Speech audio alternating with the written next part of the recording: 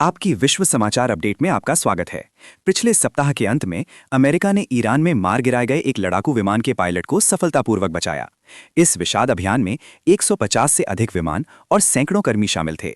अमेरिकी संयुक्त chief of staff के अध्यक्ष जनरल डैन केन ने इसे राष्ट्र का अपने सैन्य कर्मियों के प्रति सबसे पवित्र कर्तव्य बताया, जिसमें कहा गया कि हम किसी को पीछे नहीं छोड़ते। इस कर्तव्य को पूरा करने की कीमत बहुत बड़ी थी। ऑपरेशन के दौरान कई विमान खो गए और हर चरण में अमेरिकी पक्ष के लिए गंभीर हताहतों का जोखिम था। एक व्यक्ति को बचाने के लिए कई अन्य जीवन का बलिदान करना पड़ सकता है।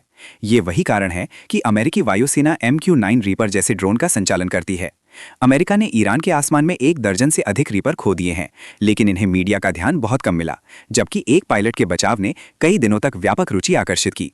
ये सवाल उठाता है कि जब पायलटों को तैनात करने का जोखिम बढ़ रहा है, तो क्या खतरनाक क्षेत्रों में मिशन के लिए मानव रहित विमानों और उपकरणों का उपयोग किया जाना चाहिए?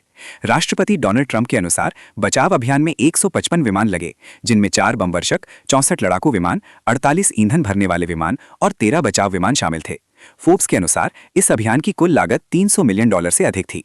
इसमें 2 MC-130 परिवहन विमानों और 2 MH-6 लिटिल बर्ड हेलीकॉप्टरों का उपयोग शामिल था, जो संकट में फंसे पायलट को निकालने के लिए थे। फंसे हुए विमानों को ईरान के हाथों में जाने से रोकने के लिए नष्ट कर दिया गया। ये दृष्टिकोण अतीत के संघर्षों के सबक को दर्शाता है, जहां बचाव दल को अप्रत्याशित परिस्थितियों से निपटने के लिए उच्च स्तर पर प्रशिक्षित और सुसज्जित किया जाना चाहिए। भविष्य में ये मिशन और भी कठिन होता जाएगा, क्योंकि वायु रक्षा प्रणालियां अधिक मजबूत होती जा रही हैं। मानव रहित हवाई वाहन UAV मानव युक्त विमानों की तुलना में कई फायदे प्रदान करते हैं। रीपर जैसे ड्रोन महंगे होने के बावजूद उनका नुकसान राजनीतिक नुकसान का कारण नहीं बनता है और हताहतों या बंधक बनाए जाने का कोई जोखिम नहीं होता है। सबसे खराब स्थिति में प्रौद्योगिकी को उजागर होने से बचाने के लिए ड्रोन के मलबे को नष्ट कर दिया जा सकता है।